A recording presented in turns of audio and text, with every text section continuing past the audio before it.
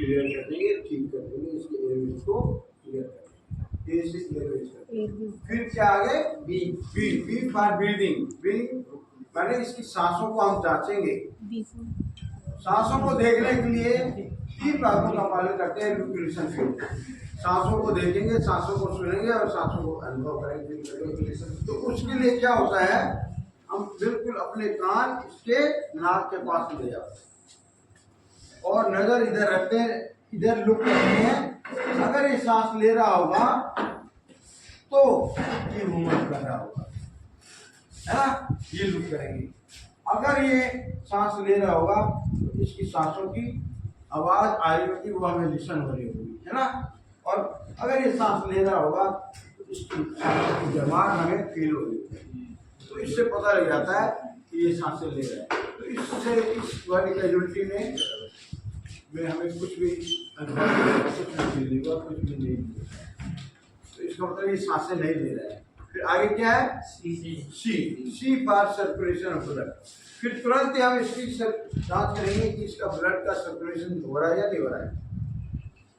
तो हम जांच करने के लिए ये नाड़ी देखते हैं, अगर सर्कुलेशन हो रहा होगा तो उसकी नाड़ी चल रही होगी।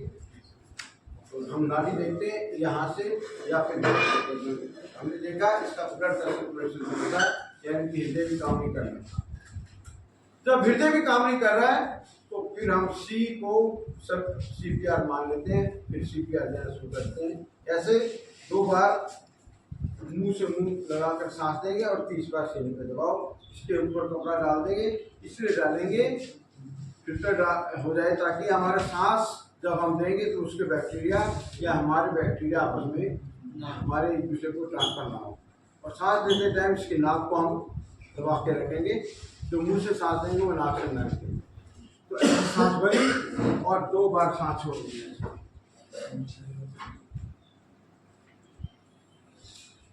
और 30 बार फिर सीने पे दबाओ। ऐसे पकड़ा और ऐसे 1 2 3 4 5 6 7।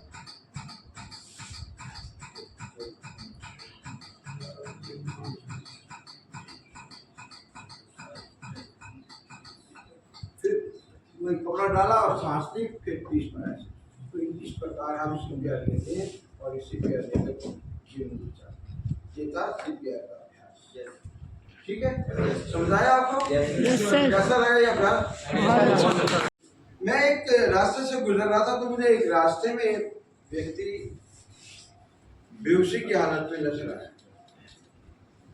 उसके पास गया, देखा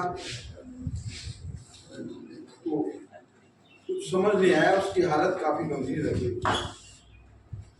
तो पास जाने पर हम क्या करते हैं, माइंड में एक मेरे विचार आया, एक नियम है हमारे पास डॉक्टर SABC, तो वो फॉलो करना होता है।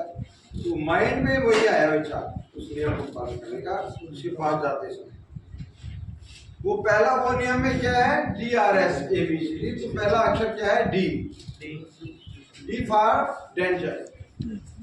तो हम किसी भी कैजुअलिटी के पास जाएं तो उसके आसपास का खतरा देख लें, कोई खतरा तो नहीं तो आप भी खतरे का शिकार हो सकते हैं।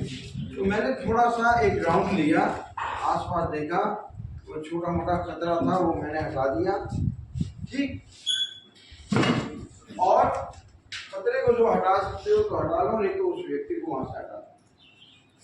तो ये मैंने खतरा हटा दिया। तो D फॉर डेंजर मैंने ये पहला स्टेप कवर कर लिया। फिर उसके बाद क्या है, R फॉर रेस्पॉन्स।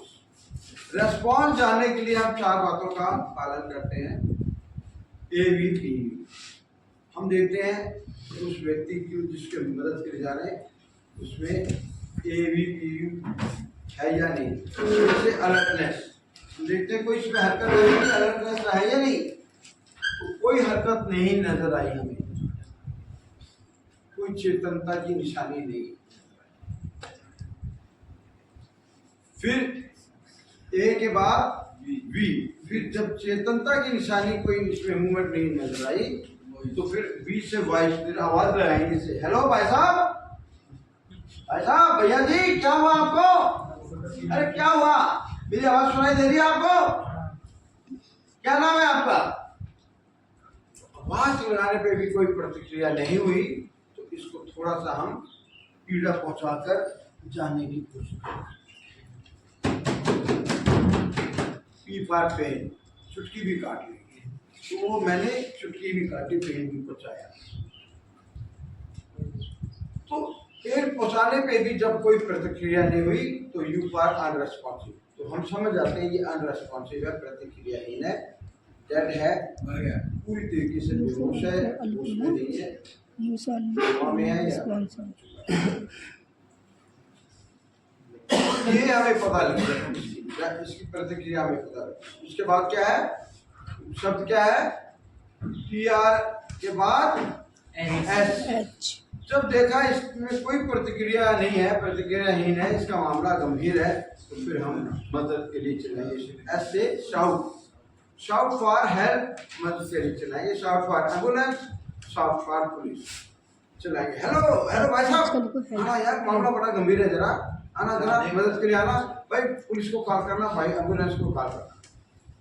ऐसे चला, जो एम्बुलेंस को कॉल करेगा वो पूरी लोकेशन यहाँ की दे देगा, हालात भी बता देगा कि इस हालात में ये करेगा, और उससे पूछ भी लेगा एम्बुलेंस वाले से, भाई कितनी देर में एम्बुलेंस आ रही है, वो आके फिर आपको बताएगा, सर मैंने एम्बुलेंस को कॉल कर दिया, इतनी देर में एम्बुलेंस आई। CPR कैसे दिया जाता है, पढ़ाई हो रही है।